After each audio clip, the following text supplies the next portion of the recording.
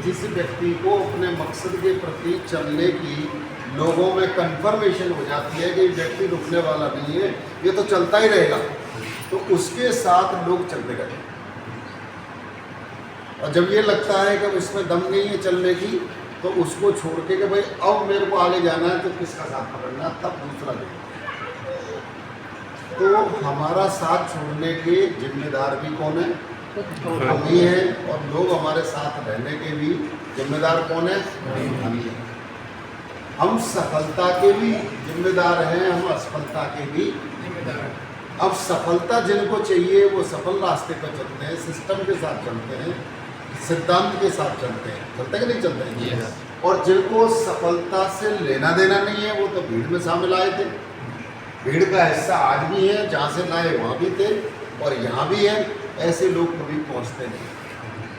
अब ये तय आज आपको करना है कि आप भीड़ का हिस्सा भीड़ में से उठा के लाए, तो क्या यहाँ भीड़ में बने रहना चाहते हो, या भीड़ से उठ के आए हो तो भीड़ में रहने के लिए नहीं, भीड़ को लीड करने के लिए आए? तो ये तो तय किसको करना पड़ेगा? अपने को ही करना पड़ेगा ना? यस। खुद ही करना पड़ेगा ना? यस। तो अब क्या तय किया है ये तो आपको पता है। अब मुझसे आप कुछ पूछो और मैं हकीकत कुछ और है और बोल कुछ और दूँ, तो इसको दो ही लोग जानते हैं, एक आत्मा और एक परमात्मा। तीसरा कोई नहीं जान सकता, वो बाद में जानेंगे कर्मों के हिसाब से। ये झूठ बोलना था या सब, एक दिन में किसी की ईमानदारी की छवि नहीं बनती, लेकिन बेईमानी की छवि जल्दी बन जाती है। आपने पूरी जिंदगी दान दिया है और किसी का पर्स गिर गया और वो उठा के जेब में रख लिया, किसी ने देख लिया, भीड़ में आके आपको धुल दिया, बाकी के लोग आए नहीं आ रहे तो होता नहीं, अरे क्या बकवास कर रहा है, चोरी करते ही मरने पड़ेगा। तो पूरे जीवन की तपस्या उसकी खत्म हो गई।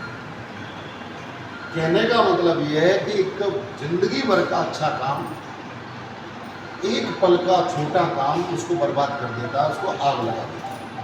ठीक है कि नहीं? उसको आग लगा सकता, इसलिए मैं बोल रहा हूँ। हाँ नमस्कार जी।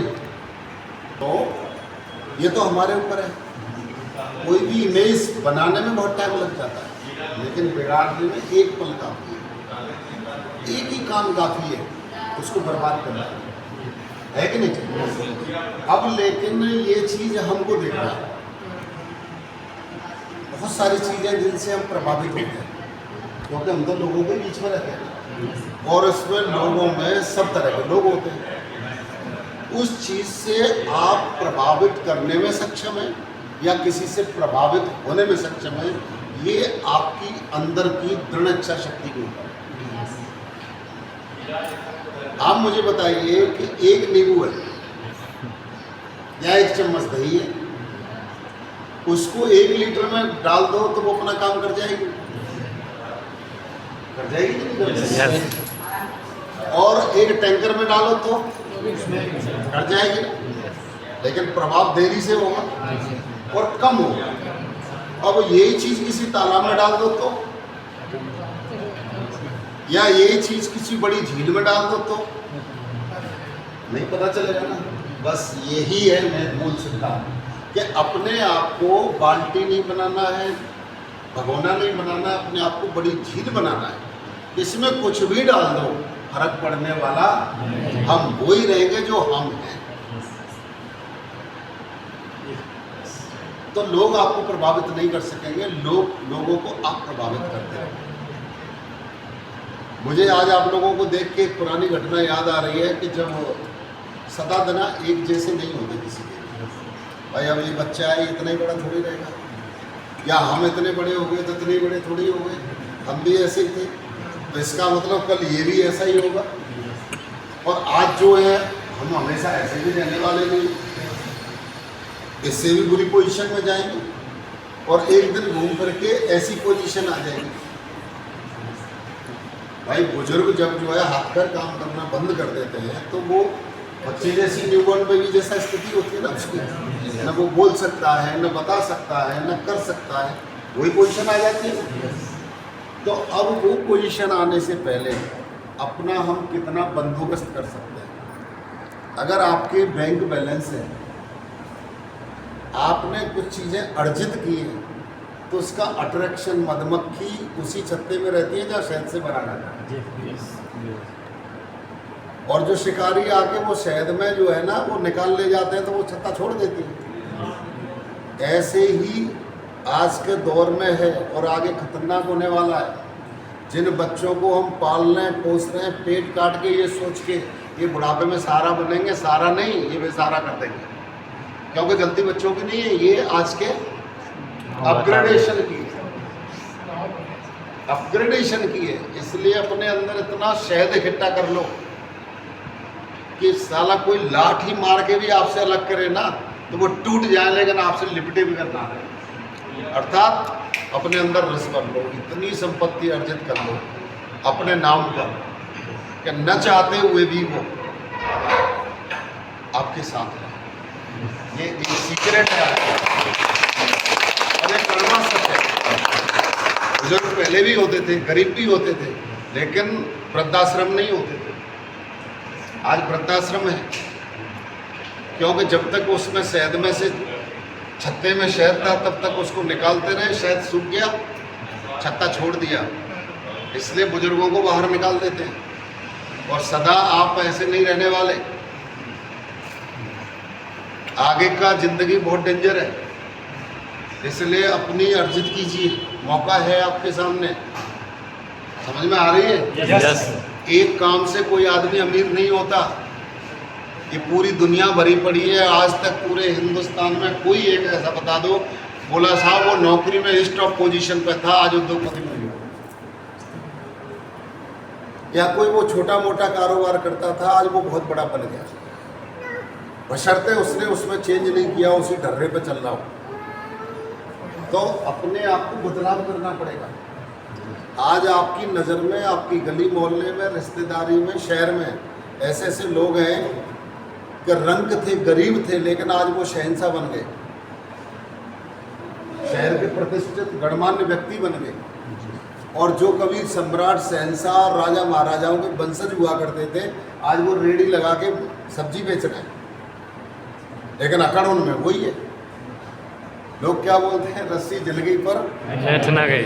और दूसरा एग्जाम्पल और देते हैं, साला कुत्ते की दुम कभी सीधी नहीं है, सीधी नहीं हो सकती। तो हमारा एग्जाम्पल कुत्ते की दुम और रस्सी से ना लिंक होके ये होना चाहिए, वाह यार इंसान ने क्या प्रोग्रेस की, क्या नाम कमाया है यार, इस इंसान का थोड़ा साथ मिल जाए तो इसका असर थोड़ा हमारी जिंदगी पर। ऐसा अपने आप को बनाओ, बनाना चाहते हैं आप? यस। मत बताओ, मुझे पता है तभी आप यहाँ पर हैं। बनाना तो चाहते हैं, लेकिन चाहने से कुछ नहीं होगा, बनाना पड़ेगा। लेकिन हम हिंदुस्तानी हैं, 90% लोग तो खाना तब खाते हैं जब लगता है कि वह आत्मा टूट जाएगी। 90% लोग पानी तब पीते हैं जब गला सूख जाएंगे, काम नहीं कर रहा है। 90% लोग रात को तब सोते हैं जब लगता है कि अब शरीर काम नहीं कर रहा है, मतलब मजबूरी में करते हैं। और ऐसे लोगों की ज़िंदगी क्या होती है, मोबाइल का बिल महीने के लास्ट में, बिजली का बिल महीने के लास्ट में, दूधिया का बिल महीने के लास्ट में, किराना का बिल, हर चीज़ ये लास्ट मोमेंट पे ले जाते हैं। अगर हमारे साथ ऐसा हो रहा है कि हम बिजली के बिल आ रही देख रहे हैं, अभी तो 10 दिन है, कनेक्शन कटेगा नहीं, गाड़ी में देखा हाँ ये वहाँ तक तो लौट के आ जाऊँगा, ये चल जाएगा। अगर ये हमारे साथ ऐसा हो रहा है तो भविष्य बहुत भयंकर है, आत्महत्या करनी पड़ेगी। क्योंकि आज के युग में कोई किसी की सुनता और रोने वाले का कोई साथ देता नहीं है। नहीं। आपके पड़ोसी, आपके रिश्तेदार, आपके मित्र आपको पीड़ा नहीं देंगे, पीड़ा हमको ही हमारी संतान ही देने वाली है। गलती उनकी नहीं, जमाना बदल गया। आपके पिताजी ने जो आपके दादाजी का सम्मान करते थे, आज्ञाकारी थे, वो हम नहीं हो पाए अपने पिताजी के, और जितने हम हो गए वो हमारी संतान नहीं है, और जो हमारी संतान है वो उनकी संतान नहीं होगी। हाय वाय का जमाना आ रहा है, अभी शुरुआत हो चुकी है। इसलिए एक मौका है नौकरी के दम पे आपका भविष्य सुरक्षित नहीं है, या एक मिडिल क्लास कारोबार से आपका जो है ना ज़िंदगी आगे दाल रोटी का जो है ना पक्का नहीं है। भविष्य खतरे में, बुढ़ापा खतरे में, कष्टों के खतरे में। एक मौका मिला है हमको, ये ऊपर वाले ने दिया है, तो उसके लिए क्या करना पड़ेगा? आज से कसम खा लो आप, और अपनी टीम में भी यही बात बोलना। उतार चढ़ाव आते हैं, हमेशा एक जैसी भूख नहीं रहती, एक जैसी नींद नहीं होती, एक जैसी हंसी खुशी नहीं रहती, तो एक जैसे दुख भी नहीं रहते। अप एंड डाउन चलता है कि नहीं चलता है? यस। तो आज से कसम खा लो कि मैं कभी क्विट नहीं करूंगा, क्योंकि इतिहास गवाह है इस अपॉर्चुनिटी का। उतार चढ़ाव बहुत आए, कई लोग खत्म होने के कगार पे थे, लेकिन उन्होंने क्विट नहीं किया, आज सुपरस्टार में, सुपरस्टार में। माधव खत्म की कगार पे था, सुनय जी खत्म की कगार पे था, नरसिंह ग्रेवाल खत्म की कगार पे था, देवेंद्र शर्मा खत्म की कगार पे था।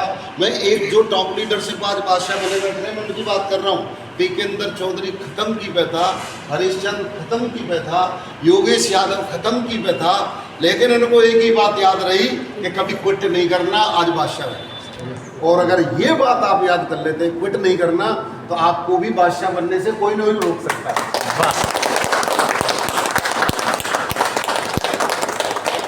हर रात के बाद सुबह आता है, कितना भी अंधेरी रात हो, ऐसे ही कितना भी कष्ट हो, कितनी भी विषम परिस्थितियां हो, हर विषम परिस्थिति के बाद जितनी बड़ी विषम परिस्थिति है, उतनी सुगम परिस्थिति आने वाली है। तो वो कौन फायदा उठाएगा? उसको जो क्विट नहीं करेगा। तो नंबर 1, क्विट नहीं करना। अगर फिर भी आपको ऐसा लगता है कि अब कुछ नहीं हो सकता, तो क्विट करने से पहले एक बार एक्टिव अपलाइन से जरूर मिलना, वो आपको बचा जाएगा। लीडर कौन होता है? लीडर एक आशा का पुंज होता है, जो निराशा से निकाल के और जीवन का भरोसा दिलाता है, रास्ता दिखाता है, अपने आप को दिखाता है, भाई तेरे से विषम परिस्थितियां मेरी आई थी। अब मुझे बताइए, 2004 का पीरियड, 5 का पीरियड ऐसा आया मेरा कि मेरी 1 लाख के 40 डायमंड एक साथ खत्म कर दिए।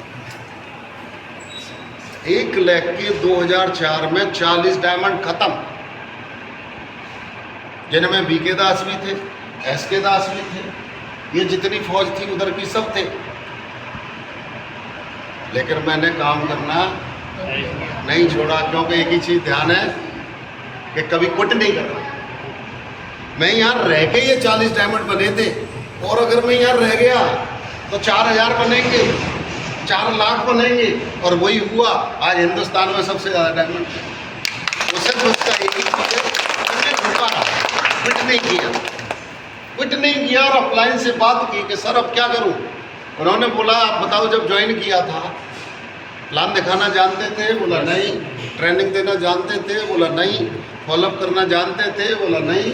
आपके पास कोई एक्सपीरियंस था? मैंने बोला नहीं। तो आप यहाँ तक पहुँच गए ना बिना उसके नहीं के साथ में। अब तो बताओ प्लान अच्छा दिखाना जानते हो पहले से? बोला हाँ। विश्वास ज़्यादा हो गया है? बोला हाँ। जब कुछ नहीं कमाया था, अब तो आपने करोड़ों रुपए कमा लिए? बोला हाँ। बोला पहले इतनी ना थी, उस ना के पहाड़ को क्रॉस करके यहाँ तक आ गए, अब तो आपके पास इतनी हाँ है तो पहाड़ गया यार, तुम तो स्वर्ग तक जा सकते हो। एक चीज मैं गांठ बांधना नहीं बोलता, गांठ बांध के कहीं छूट जाती है, साला कान ऐठना बोलते हैं, ढंग से ऐठ लो, याद रहेगा। क्विट नहीं करना। और विषम परिस्थिति ऐसी आती है जहाँ आपका दिमाग काम करना बंद कर देता है, तो आप एक सिस्टम के active upline, you are lucky. Kamlesh Tiwari ji जैसे एक्टिव अपलाइन आपको मिले हुए हैं, डायमंड क्लब में होते हुए और रूट लेवल पे आपके साथ काम कर रहे हैं। ऐसे बहुत कम लोग हैं और ऐसे लोग आपको मिले हुए हैं। ये फायदा आपको लेना है। आप मुझे बताओ, यहाँ से आगे महंगाई बढ़ेगी या कम होगी? बढ़ेगी। तो खर्चे बढ़ेंगे या कम होंगे? बढ़ेंगे। तो आपने कौन सा उद्योग खोल लिया जिससे आपकी आमदनी बढ़ेगी? क्या करोगे? अगर इंसानियत जिंदा रही तो उधारी में काम चलाओगे कुछ दिन, फिर क्या करोगे? उधारी की भी कोई लिमिट है ना। जब तक एक बार किसी से मैं लेके आ गया, वापस नहीं किया, दोबारा दे देगा क्या? नो। चोरी करोगे, फंड्स खत्म करोगे,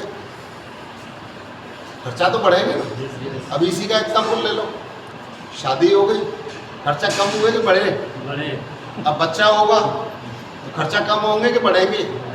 तो पहले जैसे अकेला था, सांड की तरह रहता था, चल ठीक है माँ बाप से ले लेंगे, भाई से मांग लेंगे, क्योंकि शादी नहीं होती जब तक शर्म आती नहीं है, और कोई महसूस भी नहीं कराता घर वाला, अरे यार बच्चा है। जब शादी हो जाती है तो घर वालों का कैसा नज़रिया बदल जाता है, एहसास हो गया होगा। और जब बीवी आ जाए फिर उसके सामने, दुनिया के सामने मर्डर करना मंजूर है, लेकिन बीवी के सामने हाथ फैलाना मंजूर नहीं है। ये एक मर्द की निशानी है, नामर्द की कोई निशानी नहीं, वो तो सारे निशान छोड़ता रहता है, ठीक है कि नहीं? मर्द की निशानी यही है, वो अपनी बीवी के सामने किसी से हाथ नहीं फैलाए। अब बच्चा होगा, बच्चा और बड़ा होगा तो स्कूल जाएगा, और बहुत सारी चीज़ों को अपने मुंह पर नहीं लाना चाहता। कभी कोई बीमार भी होता है, कभी कुछ, ऐसा कोई है जो ज़िंदगी बीमार नहीं हुआ हो? और अब तो बीमार नहीं हो तो भी बीमारी का खर्चा है। बच्चा भी पैदा नहीं हुआ, अंदर पेट में ही है, उसके ऊपर से इंजेक्शन लग रहे हैं, एक इंजेक्शन 5-5, 7-7 हज़ार रुपये का पड़ता है। या फिर सरकारी हॉस्पिटल में चले जाओ, एक्सपायरी डेट का लगवा लो, तो कुछ भी हो सकता है। आपकी किस्मत अच्छी है, डेट एक्सपायरी नहीं हुई तो शायद ठीक हो जाए, और वहाँ तो जो है बताइए, है कि नहीं है? तो सस्ते की तरफ भागना बंद करो। ये कब भागना बंद होगा?